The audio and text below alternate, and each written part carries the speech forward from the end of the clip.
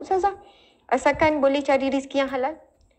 Saya kata, ya Allah, sangat luar biasa. Orang sekarang dah mula menyimpan untuk diri sendiri. Sebab duk bimbang ni, kan berapa lama lagi nyimpan. Dan encik suami isteri memberi pula tanpa bimbang, tanpa fikir, tanpa simpanan, dah ada dia kata. Dan prinsip orang muda ni namanya Idaham, dia jawab, Ustazah, sebenarnya kami dah lalui macam-macam dah. Kami dah lalui macam-macam dah dalam kehidupan. Dan apa yang kami belajar, tidak pernah kurang rezeki bila memberi. Kedua, dia kata, Ustazah, apa yang berlaku dalam kehidupan kami, bila kami memberi secara konsisten, dan saat sekarang Allah menguji kami, nak beri tak jumlah yang sama yang diberi setiap bulan? Ketika susah, ketika senang dengan ketika susah sekarang. Dia kata, dia fikir dan isi kata, pejam mata kita pergi hantar. Seperti mana yang kita buat setiap bulan masa senang. Subhanallah, dia buat setiap bulan. Dia kata, Ustazah, rezeki yang tidak disangka-sangka Allah bagi. Dia cakap tu dengan menitik air mata. Menampak bergenang. Dia kata, tak disangka-sangka Ustazah. Rezeki yang berganda-ganda dan tak disangka-sangka. Saya tak reti nak cerita macam mana. Tetapi bila kita nak bersedekah dengan jumlah dan nilai yang kita sayang, memang betul teruji Ustazah. Teruji. Kita fikir kita nak guna, kita takut kita dah tak ada semua pendapatan, bimbang. Tapi setiap kali tu saya nekat. Saya tak fikir panjang, saya kata, jom pergi hantar bantuan. Dia ajak. Memang dia selalu datang dan isi dia mari hantar. Saya kata, ya Allah hebatnya. Dan Ustazah Alhamdulillah tak pernah terputus rezeki dan rezeki sentiasa ada dan kadang memang tak daripada sumber yang tak disangka-sangka dan jumlah yang banyak. Banyak dia kata Ustazah. Allah bagi memang lipat kali ganda. Tapi memang Allah akan uji dulu. Subhanallah, Allahu Akbar. Tuan-puan dan mati Allah sekalian. Masya Allah. Saya nak kongsi beberapa ciri-ciri prinsip orang yang berniaga dan dia berjaya dunia dan akhirat insya-Allah. Mungkin ada orang baru masuk, saya tengok ada peningkatan kata siapa Ustazah ni nak bercakap saya berniaga. Saya juga adalah pengarah pengarah syarikat Hijrah Access Sinar Berhad bersama dengan suami pun pengarah. Syarikat ni lebih kurang dalam setahun lebih lah. Tapi sebelum tu ada syarikat lain lebih kurang dalam 2 tahun lebih. Kami ada lebih kurang 60 orang pekerja. Kos operasi paling kurang 200,000 sebulan. Gaji sewa apa semua. Ada sewa 8 premis. 7 ke 8 encik? 8 premis. Lepas tu adalah sedikit-sedikit tuan-puan sekalian menguruskan perniagaan. Ya, berdakwah apa. Tapi perniagaan itu bukan matlamat. Tetapi adalah alat. Sahabat-sahabat ni Allah sekalian. Syekh Ali Ahmad Al-Jarjawi menyebutkan. Dalam kitabnya Hikmah At-Tashri' wa falsafatu menyebutkan bahawa aktiviti berjual beli termasuk dalam konteks ibadah apabila. Mari kita cek, perniagaan kita akan jadi ibadah dengan syarat. Perniagaan kita akan jadi ibadah dengan syarat. Pertama, niat yang benar mencari harta yang halal. Niat kena jelas. Sebagaimana hadis Nabi tadi, 3 tujuan kita cari rezeki. Pertama, untuk nafkah diri kita sendiri. Kedua, untuk ahli keluarga kita yang kecil atau ahli keluarga besar. Mungkin kita boleh salurkan kepada adik-adik yang susah, ibu ayah, mungkin sekian-sekian. Kemudian yang ketiga, niat kita cari rezeki untuk bantu orang susah, asnaf fakir miskin. Subhanallah. Jadi bagi orang yang ada niat begini dalam dia mencari rezeki, bila jumpa asnaf fakir miskin, dia gembira, dia bahagia. Sebab dia merasakan itulah ada peluang dia untuk mencapai niat dan tujuan dia bekerja. Subhanallah. Niat yang benar mencari harta dan kita rujuk hadis Nabi tadi. Nabi sebut siapa yang mencari rezeki yang halal. Kerana 3 ini, dia akan dibangkitkan di masyarakat kelak dengan wajah yang bercahaya ibarat bulan purnama. Subhanallah. Sama konsep macam pipe rezeki yang saya share tadi. Apabila kita berniat cari rezeki untuk keluarga. Contoh kami ada 7 orang anak. Campur suami isteri ada 9. 7, 8, 9. 9 orang. Kalaulah kami cari rezeki, niat untuk keluarga saja, jadi pipe rezeki kecil saja. Pipe rezeki yang masuk kecil. Tapi bila luaskan lagi, cari rezeki untuk asnaf fakir miskin, untuk bersedekah, subhanallah, pipe rezeki semakin luas. Semakin luas. Seramai mana yang kita sedekah secara konsisten, sebanyak itu juga rezeki kita akan ditambahkan oleh Allah. Sebab apa? Kita dah mewakafkan, kita telah berniat, subhanallah, diri kita menjadi perantaraan rezeki orang lain. Baiklah. Ini, ya mudah-mudahan tak menjadi satu bentuk riak, cuma saya nak berkongsi. kami secara konsisten antaranya, kita tak sebut semua, antaranya supaya mungkin boleh dicontohi. Ada menanggung pengajian, menanggung belanja belajar anak-anak asnaf fakir miskin. Ini bukan cerita NGO ni, ini adalah ikhtiar kami suami isteri. Setiap bulan ada menampung belajar, ada yang belajar di sini, ada belajar di situ, ada belajar di pondok. Yang pelajar pondok ada beberapa orang yang kita bagi konsisten setiap bulan untuk dia belajar sampailah dapat sempurna anak asnaf fakir miskin. Subhanallah. Dan kita ada bagi juga secara tetap. Subhanallah.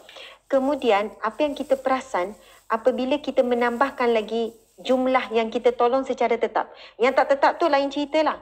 Kita tambah lagi. Mungkin bulan ni 5 orang yang kita tanggung siapa. Nanti kita tambah lagi. Subhanallah, kita kata nanti kalau ada lagi pelajar asnaf fakir miskin, bagi tahu kami nak tanggung. Contoh, mungkin sebulan seorang 500 ataupun 300 contohnya macam tu. Jadi subhanallah, bila kita buat secara konsisten, istiqamah, dia impact dia tu lagi berbeza. Berbeza dengan kita kata kalau ada kami bagi, kalau tak ada minta maaf. Tapi bila once kita sebut, ya kami akan bagi setiap bulan secara konsisten untuk menampung belajar 5 orang pelajar. Contoh kita sebut begitu. Subhanallah, kita dapati Allah cukupkan rezeki bukan untuk kita tapi untuk mereka tu. Ada je saluran rezeki yang tidak disangka-sangka. Kadang-kadang Allah paksa terima. Allah paksa terima. Subhanallah, rezeki yang tak disangka-sangka tu datang. Sebenarnya saya kata, lepas tu kan, pelajar tu bila terima kan dia seronok. Dia kata, Ustazah terhutang budi. Contoh kan, terhutang budi. Saya kata, jangan. Kamu jangan terhutang budi pada saya. Sebenarnya terima kasih sebab kamu sudi terima. Selalu ayat macam tu. Terima kasih sebab kamu sudi terima. Dan kamu pula orang yang sedang belajar menuntut ilmu agama. Mewahkarkan diri belajar susah payah hafal itu hafal ni. Subhanallah. Jadi saya boleh tumpan kamu. Dan sebenarnya saya syukur sebab kamu boleh terima. Dan kalau ada lagi asnaf fakir miskin kawan-kawan, tolong bagi tahu. Subhanallah, sebab kita nak bagi secara tetap bulanan. Itu salah satu kaedah cara. Sebab apa saya percaya, bila kita menjadikan diri kita asbab rezeki untuk orang lain, automatik Allah akan buka luas, rezeki kita semakin luas.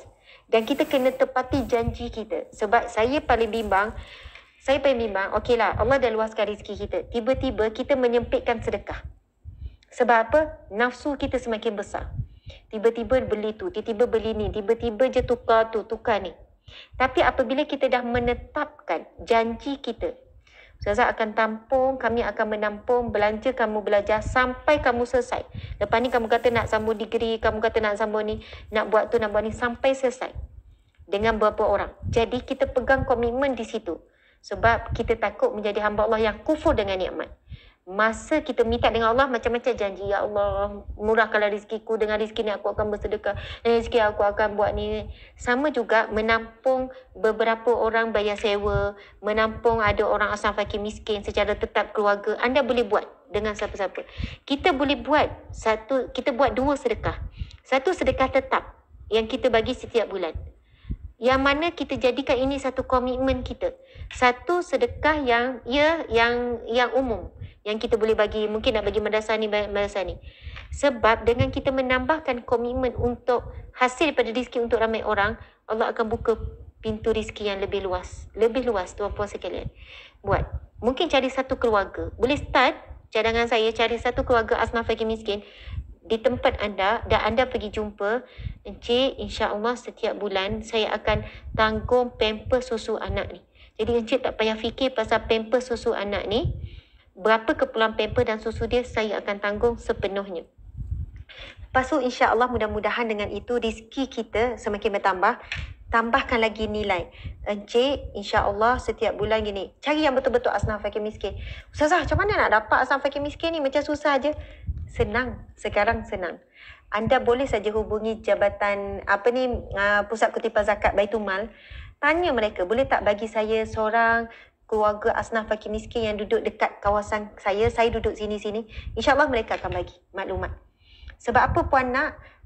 Saya memang nak membantu, nak cari satu keluarga yang saya akan bantu sebaik mungkin. Mungkin anak-anak dia nak belajar pun saya akan tanggung, mungkin apa sekian-sekian. Sahabat-sahabat di mata Allah sekalian. Kita jadikan ini satu komitmen. Ini cadangan tuan-tuan sekalian. Bukannya wajib buat. Subhanallah. Kita ada jumlah tetap, kita ada jumlah ni. Saya belajar sebenarnya daripada seorang hamba Allah perempuan tahun lepas lagi. Dia hubungi saya, dia kata, Ustazah, saya nak, ni bukan sebab saya nak seorang post masuk akaun saya ya. Tak, saya bukan niat begitu. Saya belajar daripada dia. Dia kata, Ustazah boleh tak bagi akaun personal? Saya kata, jangan, tak perlu. Alhamdulillah dah cukup. Rezeki saya cukup. Alhamdulillah. Suami saya pun bekerja. Bersyarah. Cukup insyaAllah. Saya kata cukup. Dia kata, Ustazah tolonglah terima. Tolong. Lepas tu saya pun akhirnya bagi. Saya bagi, mula saya bagi akaun NGO kan. Dia kata, NGO Ustazah saya memang dah bagi. Saya akan bagi setiap bulan Ustazah. Tapi saya nak bagi pada Ustazah. Ustazah buatlah apa saja. Untuk pergi makan anak-anak ke, bayar sewa rumah, bayar rumah ke, bayar kereta ke, apa saja. Ini untuk belanja Ustazah. Saya macam didesak, lepas tu saya tanya, kenapa Puan? Dia bagi setiap bulan lebih kurang dari 500, saya tak ingat dah. Konsisten dia bagi setiap bulan. Saya boleh tengok, sampai saya dah tak check dah, sebab setiap bulan saya akan nampak. Dia jadikan komitmen bagi pada saya. Saya kata, kenapa Puan buat macam ni? Dia kata, Ustazah, saya belajar, saya berniaga online kecil-kecil, macam tu lah. Dan saya mula buat konsisten sedekah kepada orang-orang yang melakukan kerja dakwah, kerja amal dan kerja-kerja kebajikan. Saya lakukan dan saya nekat, saya akan buat secara komitmen secara konsisten. Bukan pilihan. Maksudnya kalau tak nak bagi-bagi, tak nak bagi. Saya jadikan itu satu kewajipan saya. Saya dah jadi kewajipan saya. Dan Ustazah, subhanallah, sejak daripada tu Allah buka pintu rezeki pada saya. Bukan 100% perniagaan saya maju. Dia kata 200%, 300%, 400%. Lepas itu saya cari lagi ramai orang untuk saya bagi konsisten macam saya bagi kat Ustazah.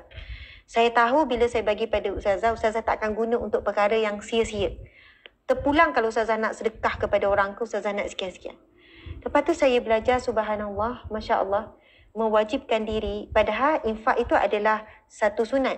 Tapi mewajibkan diri seumpama dikata sebab saya belajar, dengan cara saya konsisten, saya jaga diri saya juga. Supaya saya tak kufur dengan nikmat Allah. Sebab saya bimbang bila saya tak jadikan ini komitmen Ustazah, bila dah besar dari rezeki, saya menambahkan besarnya nafsu saya. Jadi subhanallah dengan saya konsisten ni lah menjaga diri saya. Subhanallah, Allahu Akbar. Okey, tuan-puan sekalian. Kalau tengok kepada Imam Syekh Ali Ahmad Al-Jazairi menyebutkan niat yang benar mencari hati halal, mendapat nafkah bagi menjaga kewajipan kehidupan, urus niaga mestilah mematuhi syarak. Subhanallah. Tuan-puan sekalian, berniaga adalah satu fardu kifayah. Kejap lagi saya nak cerita kisah orang yang biasa tapi perniagaan luar biasa.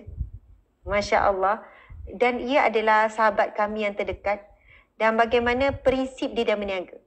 Dia jutawan yang bukan sikit-sikit. Masih muda, jutawan puluh juta ke ratus juta ke kami tak tahulah. Sebab syarikatnya ada puluh-puluh, duitnya dah tak tahu dah. Subhanallah. Subhanallah, Allahu Akbar. Seorang yang fikir simple, penampilan simple, Masya Allah. Tapi kami tengok, dia punya laluan rezeki tu sangat luar biasa. Dia buat bisnes gini-gini jadi. Ini untung Ustazah dapatlah dalam 2-3 juta kali ni. Ustazah dapat ni. Saya kata, dia bukan background orang berniaga. Lepas tu bila kita tanya, kami panggil dia Ustaz. Saya kata, Ustaz, kan awal-awal berniaga dulu, Masya Allah. Dia kata, prinsip berniaga ni, Masya Allah, betul lah, disiplin. Lepas tu, yakin buat, kena yakin. Yakin, berdoa, minta pertolongan. Ya, prinsip-prinsip orang berniaga, orang-orang mukmin yang berniaga. Tapi, kami melihat, dari segi konsisten dia bersedekah itu luar biasa. Subhanallah. Konsisten bersedekah luar biasa. Terangan dan juga sembunyi. Dia selalu melakukan sedekah atas nama NGO kami, Sahabat Amal Care. Kan ini NGO bagi, ni NGO bagi. Tapi kami tahu memang itu adalah daripada duit dia sendiri. Dan jumlah sedekah dia subhanallah bukan sedikit, sangatlah banyak. Masya Allah, subhanallah. Dan dia pernah cerita kepada kami, antara yang diwajibkan kepada pekerja-pekerja dia adalah kena disiplin solat subuh berjemaah di masjid. Dan dia kata dia boleh tahu kalau muka staf dia, kalau lelaki, muka tak semayang berjemaah di masjid. Sebab dia juga seorang yang jaga solat berjemaah di masjid. Subuh mesti wajib berjemaah di masjid. Saya kata, kenapa Ustaz macam, ia kata Ustazah, memang nampak macam, mungkinlah orang bisnes juta-juta, Kenapa nak letakkan nilai solat berjemaah subuh? Dia tekankan subuh sebagai satu perkara penting untuk menjana rezeki yang melimpah ruah. Dia kata, Ustazah, pagi-pagi adalah waktu barakah. Allah buka pintu rezeki pagi-pagi. Dia kata kalaulah awal pagi tak boleh nak utamakan Allah, nak mulakan hari dengan utamakan Allah, solat berjemaah di masjid. Tak boleh, dia kata staf ni, bagi saya dia bukanlah pekerja yang baik. Kalau pun staf tu contohnya lah kan, pekerja tu, kerja cemerlang, dapat capai sale, target, gini-gini, disiplin bagus. Tapi tak boleh nak disiplin solat berjemaah di masjid subuh, dia cemerlang dunia saja. Tapi kalau kita nak pergi jauh, kita mesti cari nilai yang ada cemerlang dunia dan akhirat. Umpama begitulah prinsipnya. Dia kata sebab orang yang datang bekerja, solat subuh berjemaah di masjid, cegas dia biar lain. Air muka lain, semangat bekerja tu lain. Tapi kalau yang main muka monyok, kita boleh nampak bangun lewat ni, solat subuh lewat ni. Kalau permulaan hari tak berkat, dia akan efek kepada kerja. Subhanallah. Sebab itu sahabat-sahabat, yang berniaga ke, yang kerja ke, walaupun work from home pun, kita sangatlah penting kena jaga bagaimana awal pagi kita bermula. Kena bangun sebelum subuh. Solat berjemaah, sekarang tak lagi masjid, di rumah. Disiplin bangun awal. Kan mula dengan tahajud, mula dengan bacaan Al-Quran, mula dengan zikir-zikir. Itulah yang akan menentukan kejayaan ataupun kecemerlangan hari itu. Subhanallah. Sebab kita cerita hari demi hari, tuan-puan sekalian. Setiap hari adalah hari baru. Siapa yang mula hari dia, kan cubalah test besok. Mula hari bangun pukul 7 pagi. Mula hari dengan tak baca Quran, tak apa. Kita akan rasa monyok tu daripada pagi sampai malam. Rasa tak produktifnya, rasa itunya, rasa ni. Tapi bayangkan kalau kita dah mula pagi-pagi. Bermula dengan tahajud. Walaupun orang pukul 5, 5.30 sempat tahajud je. Tahajud, lepas tu sempat baca muka surat, dua Al-Quran ke, 2 muka surat Al-Quran ke. Baca mak surat, lepas tu baca, baca zikir sikit. Subhanallah. Kita dah bebas daripada belenggu syaitan. Syaitan pun, kita dah ada vitamin, benteng yang kuat. Subhanallah, insya-Allah kita juga kuat tak buat maksiat dan sebagainya. Kita boleh nampak waktu kita jadi barakah. Allah bagi ilham yang benar. Allah bagi jalan-jalan setiap kebuntuan. Kita boleh rasai keberkatan hari itu berjalan dengan baik. Subhanallah. Siapa yang memulakan hari dengan kelang kabut, urusan harian ni juga akan kelang kabut sampai tidur. Siapa yang memulakan hari dengan tenang, dengan firm, dengan ni, subhanallah, dia akan melalui hari tersebut juga dengan tenang, dengan terbaik, dengan firm. Masya Allah, subhanallah. Sahabat-sahabat ni minta sekalian. Sahabat kami ni yang kaya memang jutawan seorang-seorang ni, kalau tengok zahir penampilan biasa saja. Tapi nilai aset apa semua. Kita bukan nak ukur kejayaan dengan juta, tuan-puan sekalian. Kejayaan itu diukur dengan akhlak yang terlahir daripada apa yang diusahakan. Akhlak yang baik, sifat yang baik, kerendahan hati dan sebagainya. Tapi kalau orang kaya juta-juta tapi akhlaknya buruk, sekian-sekian, itu bukan orang yang berjaya. Okey, sahabat-sahabat dimati Allah sekalian. Kalau kita tengok dalam pandemik sekarang, ada beberapa makanan yang boleh bertahan, perniagaan yang boleh bertahan. Antaranya makanan. Kedua, produk kesihatan. Yang ketiga, makanan sunnah. Kurier pehantaran, lepas tu yang online ni. Saya rasa contoh ya, saya dah berniaga macam-macam juga. Saya pernah jadi catering kecil-kecilan untuk 200 orang makan, 3 orang tu makan. Masya Allah, Allahu Akbar. Saya pernah jadi pengasuh budak. Saya pernah suami pernah jadi cleaner. Macam-macam kita cara. Pernah berniaga dekat pasar malam. Pernah cari rezeki berniaga di pasar malam. Pernah berniaga daripada rumah ke rumah. Sewa tu, sewa ni. Pernah berniaga keluar modal rugi 100%. Rugi 100% menanggung hutang. Yes, pernah lalui semua tu. Saya ingat bila kami di Australia, kan masa tu kami pergi dengan anak komitmen yang banyak. Saya dikhabarkan bahawa saya mengandung. Saya menerima khabar itu dengan gembira, syukur mengandung anak yang kelima.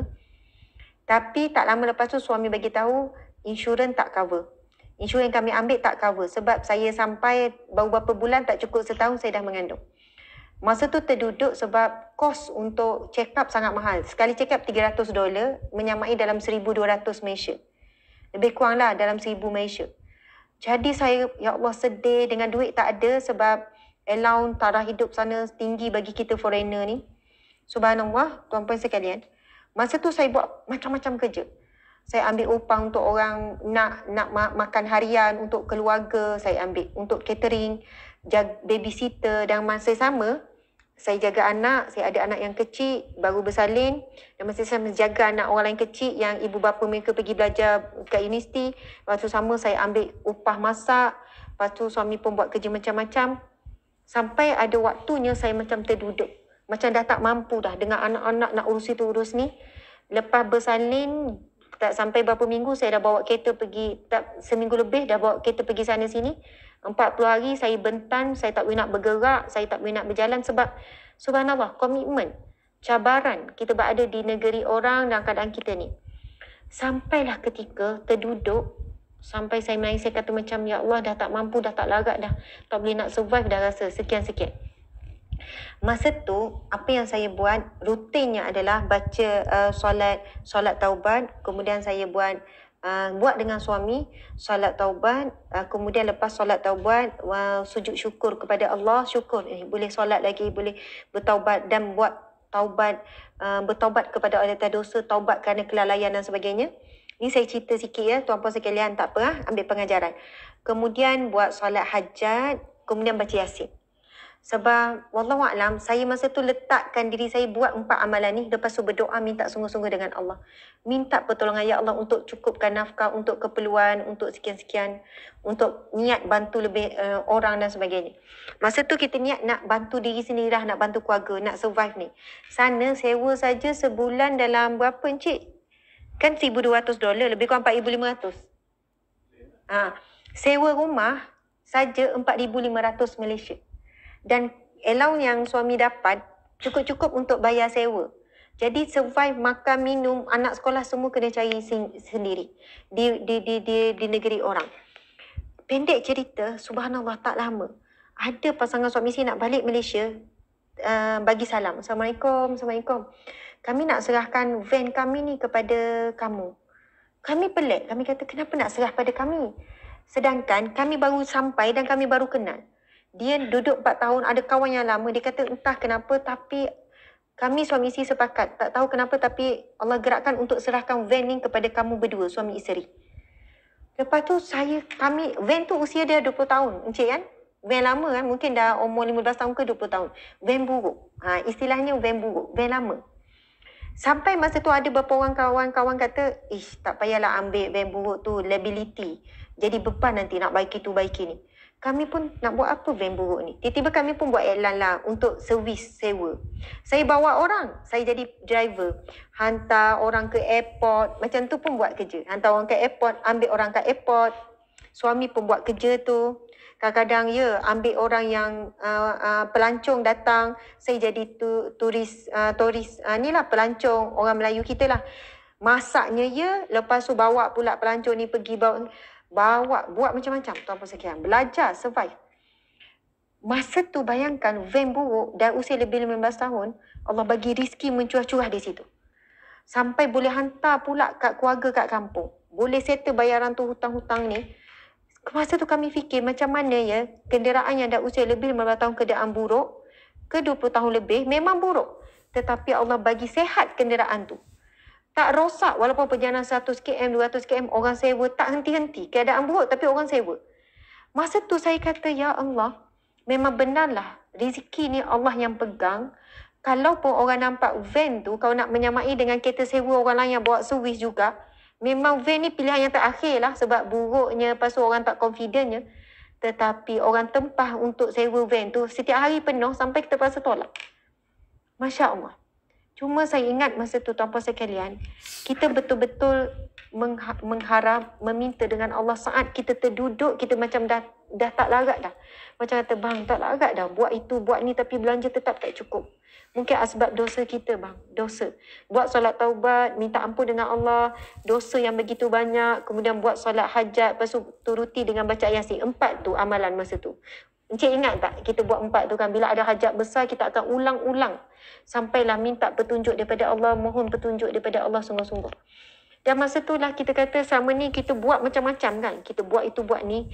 Akhirnya kita terduduk. Kita rasa macam dah tak ada tenaga, dah tak ada kudrat. Dengan Allah hantar seorang hamba, serahkan van yang buruk yang kalau jual pun nilai dia sangat sikit. Mungkin tak laku, tak ada ni, dia pun bagi hadiah. Macam tu lah. Sebab dia nak balik dah for good, van lama dia nak serahkan. Dia kata buatlah apa saja. Subhanallah, hasil daripada van tu lah yang boleh survive sampailah. Subhanallah. Boleh buat simpanan dan boleh hantar pula ke kampung. Macam itulah, Masya Allah. Sahabat-sahabat dimati Allah sekalian, saya tak tahu sahabat-sahabat semua berniaga apa. Tapi letakkanlah niat 3 perkara tadi supaya kita tidak meminta-minta. Ya Allah, jadikanlah perniagaanku ini. Kan supaya kami ni tidak meminta-minta kepada orang.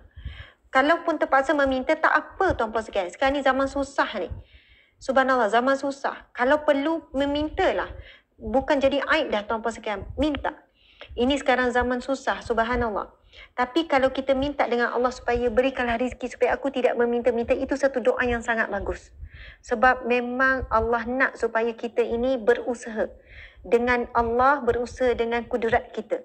Kemudian yang kedua, kita berniaga niat untuk kita ahli keluarga. Keluarga kecil dan keluarga besar kita. Kemudian yang ketiga, iaitu untuk membantu asnaf fakir miskin. Mesti ada niat tu. Mesti masukkan dalam kita mencari rezeki mereka ni. Sebab apa? Ramai lagi kita bantu asnaf fakir miskin, lebih luas pintu rezeki yang Allah akan buka kepada kita. Masya Allah. Sahabat-sahabat dimati Allah sekalian, rezeki ni ada beberapa sumber rezeki. Kalau ni Masya Allah, ada rezeki yang tak disangka-sangka. Ada rezeki mengikut kadar usaha kita. Ada pula rezeki kerana anak. Ada juga rezeki kerana sedekah. Ada juga rezeki kerana istighfar. Subhanallah. Semua ini ada dalil. Tapi saya tak ceritakan semualah.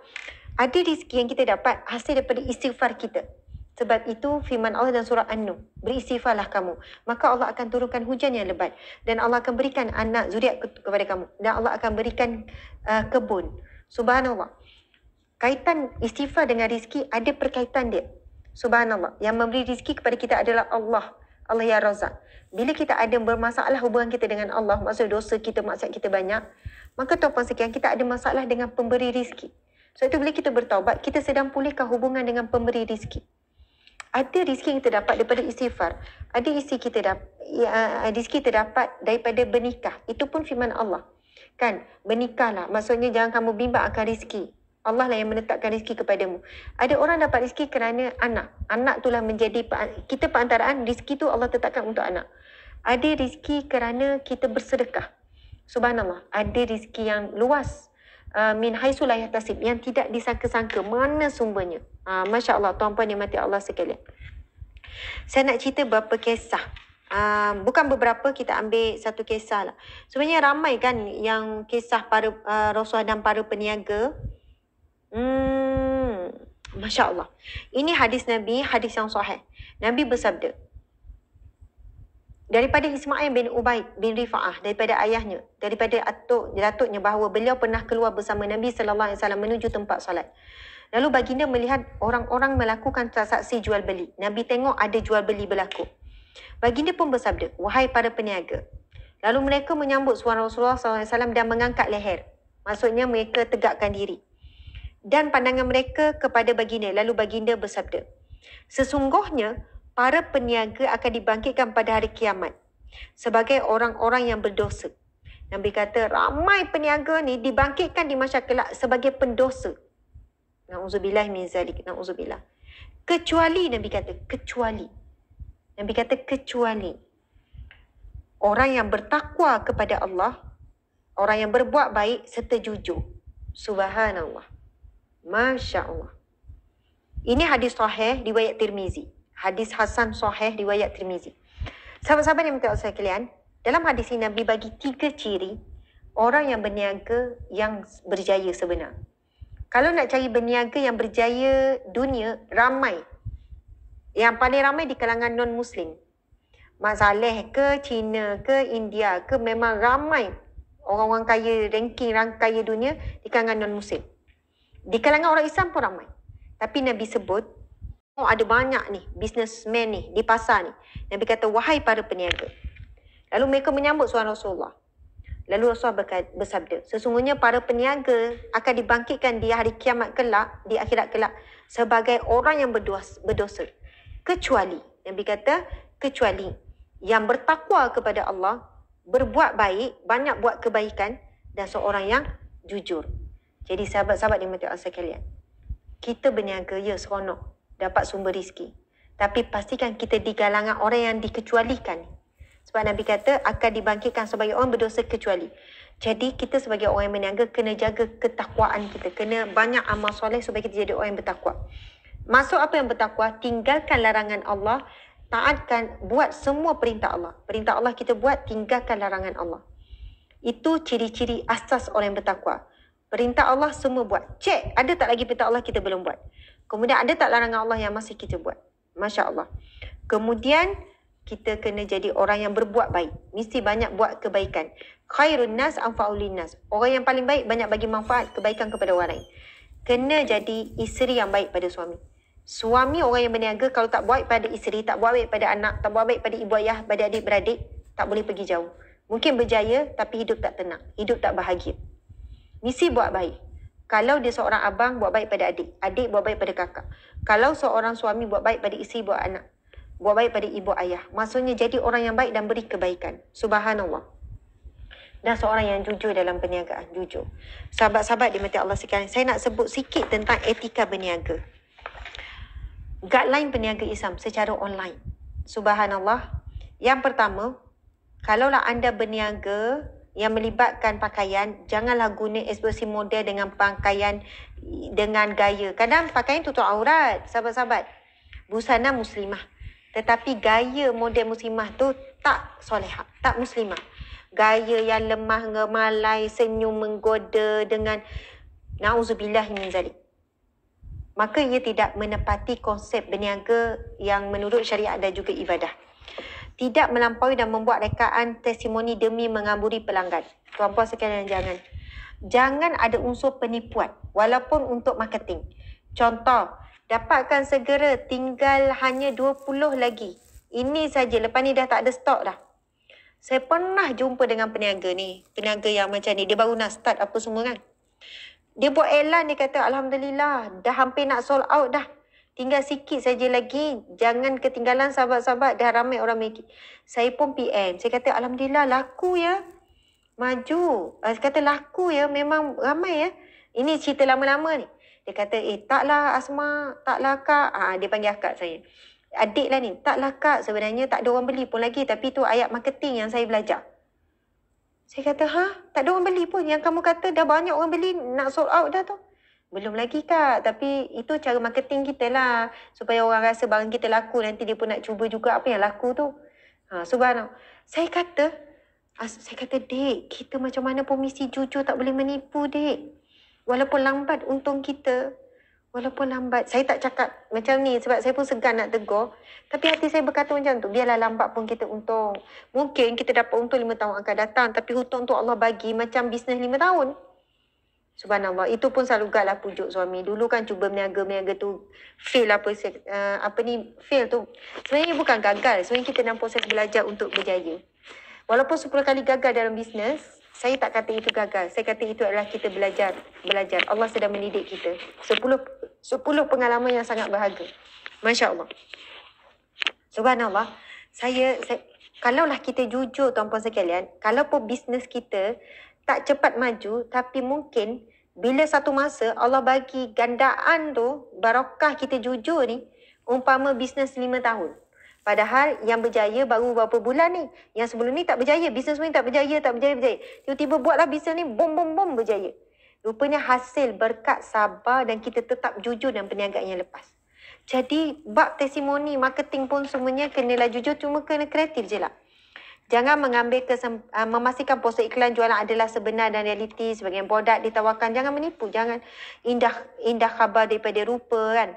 Jangan mengambil kesempatan memanipulasi dan sebagainya. Subhanallah.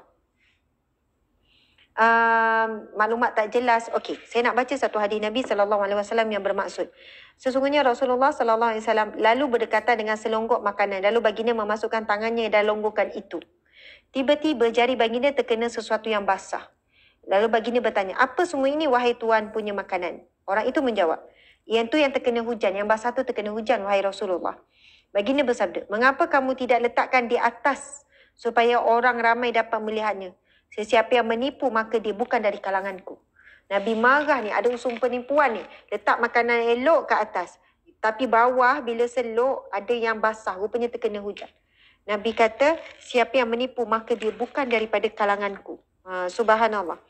Lepas tu kita ni lah bersaing secara sehat dan sebagainya.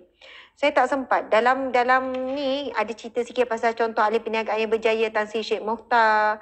Lepas tu Tan Sri Abdul Rashid Hussein. Kemudian Tan Sri bukan tu sajalah, ramailah sahabat yang bertiaw sekalian.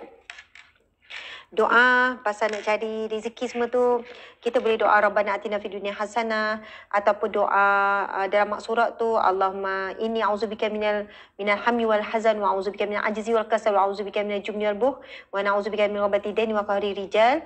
Anda cari doa nak lepasi bebanan hutang, ada dalam amak surat.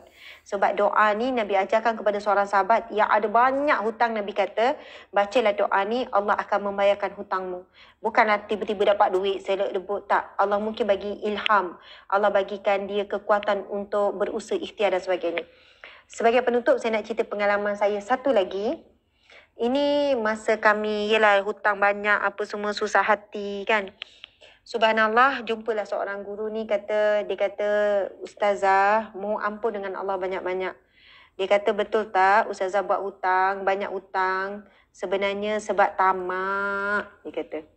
Wah, pedih nak terima kenyataan tu, pedih. Dia kata, saya tanya, apa maksud tamak?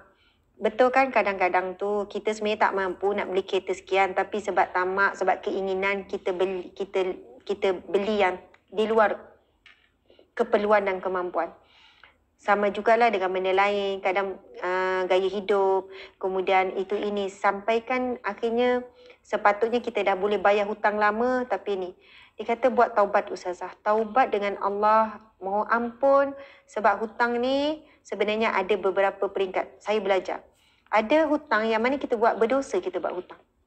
Iaitu bila kita sebenarnya di kalangan yang dah ada banyak hutang, kemudian kita hutang benda yang tak perlu pun, yang tak patut pun, dan kita sebenarnya di kalangan yang dah tak mampu dah nak bayar hutang.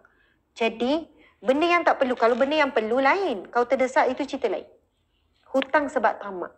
Dia kata, Ustazah, bimbang itu satu dosa. Bukan mudah-mudah kita ni berhutang.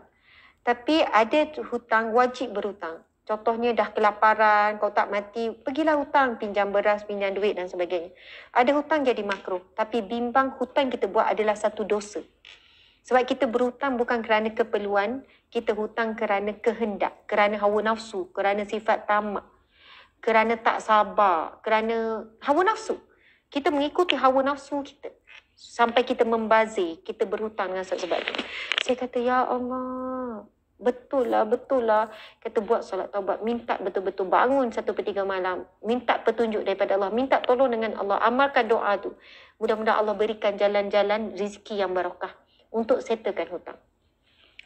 Lepas dah tak lama lepas tu kan, subhanallah, lepas tu saya banyak menulis masa tu di FB. Lepas tu saya mengandung, lepas tu saya lahirkan anak, apa semua. Ada satu syarikat penerbitan, Galeri Ilmu, memaksa saya menulis. Saya kata, saya tak reti menulis. Biar betul saya nak terbit buku. Saya tak reti, saya tak pandai. Dia kata, Ustazah, posting Ustazah di FB, kami boleh bantu untuk jadikan buku. Mereka pun kumpul-kumpul tulisan-tulisan di FB, kemudian dia minta saya tambah-tambah. Lepas tu terbitlah buku, Sahabat Dunia Akhirat. Buku yang pertama, Sahabat Dunia Akhirat. Lepas dah terbit, saya sendiri takut nak baca. Saya kata, saya bukan, malu-malu. Terbit dah sebulan, dah keluar dah ni. Saya malu nak iklan pula.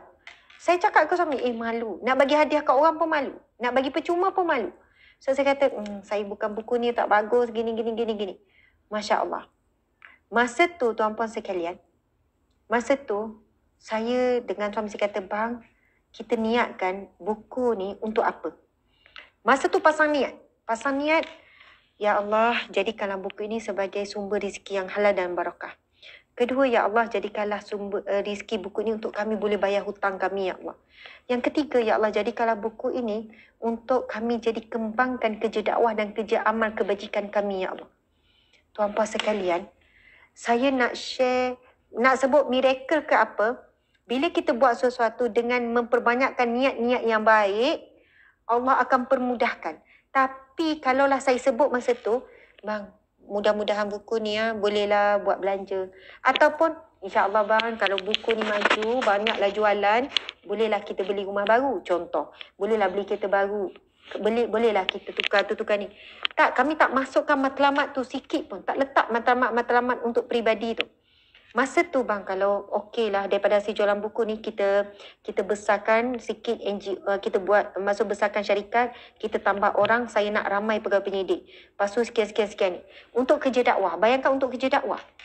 Dan subhanallah, buku Sahabat Dunia Akhirat ni tuan-puan sekalian, dalam tempoh 2 bulan, buku ni, sini tak ada tulis, dalam tempoh 2 bulan terjual 40,000 naskah. 2 bulan, 60 hari terjual 40,000 naskah. Masa tu saya sangat terkejut. Duit masuk tak henti. Dan kami tunaikan janji. Sebagaimana niat asal, bayar hutang, boleh tutup berapa hutang yang jadi beban. Kemudian yang kedua, kami besarkan kerja dakwah. Masa tu kita terus buka penjawatan, lepas tu kita sewa pejabat yang bagus, renovate apa semua. Lepas tu saya tambah tim penyidikan sebab saya kata saya tak nak ceramah buat silap lagi. Lepas tu subhanallah, rezeki melimpah ruah Allah bagi. Masa tu saya sedar, saya kata sebab niat kita, niat untuk kerja dakwah dan kerja amal, masa tu tak fikir untuk peribadi, tak fikir. Tak ada pun untuk peribadi beli itu, beli ni. Bahkan kami sendiri masa tu dah jual kereta apa semua, tinggal satu je kereta. Ini berlaku tahun lepas, kami cerita tahun lepas. Subhanallah. Sebab itu bila buku kedua nak terbit pun sama. Ya Allah, jadikanlah buku ini untuk asbab supaya berkembangnya kerja dakwah, kerja amal. Tapi bila Allah dah buka pintu rezeki, kena buat betul-betul tuan-puan sekalian. Kena buat. Jangan mungkir janji dengan Allah. Jangan mungkir janji. Kalau kita mungkir janji, Allah boleh tarik sekelip mata segala nikmat. Bahkan kita boleh jadi terduduk lebih dahsyat dan dihempas jatuh teruk. Na'udzubillah min zalik. Subhanallah, Allahu Akbar. Jadi masa tu saya sebenarnya tak terfikir pun nak menulis, nak buku apa semua. Soalnya dipaksa. Sampai galeri ilmu datang ke rumah. PTS datang ke rumah. Pujuk, Ustazah tulislah buku, Ustazah kita compilkan gini-gini, Ustazah perkemaskan. Saya tak pandai, saya tak reti. Malulah nak terbit buku. Saya bukan orang menulis ni. Malu. Tapi rupanya itulah jawapan Allah kepada doa. Sahabat-sahabat dimati Allah sekalian, mungkin kalian kata Ustazah ada nama, bolehlah sekian-sekian. Subhanallah, sebelum saya ada nama, saya pun tak ada nama. Sebelum saya ada follower, saya pun tak ada follower. Saya juga bermula dengan kosong. Saya juga bermula dengan anda jatuh, bangun, perik, macam-macam dilalui tuan-puan sekalian. Subhanallah. Tetapi janganlah pernah berputus asa dengan Allah. Jangan pernah berputus asa dengan Allah. Dekatkan dengan Allah, minta petunjuk dengan Allah. Boleh amalkan doa Ashabul Kahfi. Rabbana atina min ladunka rahmah wa hayyi lana min amrina rasyada. Rabbana atina min ladunka rahmah wa hayyi lana min amrina rasyada.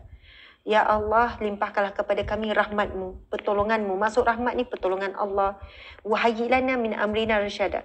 Dan sempurnakanlah dalam urusan kami ni petunjukmu yang jelas. Minta petunjuk dengan Allah. Kalau kita ikhtiar, sandarkan kepada diri sendiri saja, mungkin boleh berjaya, tapi sakit.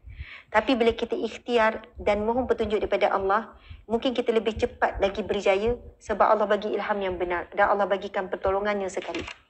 Subhanallah, alhamdulillah. Sahabat-sahabat, terima kasih kepada penganjur sekali lagi. Penganjur kita, dan saya harap kalian boleh bersama dengan pihak penganjur. Penganjur kita ada kedai kopi dan susu Skudai Johor Bahru, boleh cari. Promote juga ni kedai kopi Skudai Johor Bahru, penganjur kita malam ni. Terima kasih sangat berikan saya satu tajuk yang saya jarang bawa, iaitu bab berniaga, membuka peluang berkongsi rezeki. Dan penganjur juga nak berkongsi rezeki dengan ramai orang. Anda boleh tengok mungkin di guide, wallahualam saya pun tak tahu, Puan Nurul Hidayah selaku pengurus kedai kopi dan susu yang juga merupakan seorang dealer farm fresh di Johor Bahru. Subhanallah, kepada semua kaki tangan, insya-Allah moga bermanfaat. Mohon maaf bukan nak cerita sisi baik ke sisi buruk ke, nak buka aib ke, ataupun nak macam cerita macam lah bagus sekian-sekian, tak.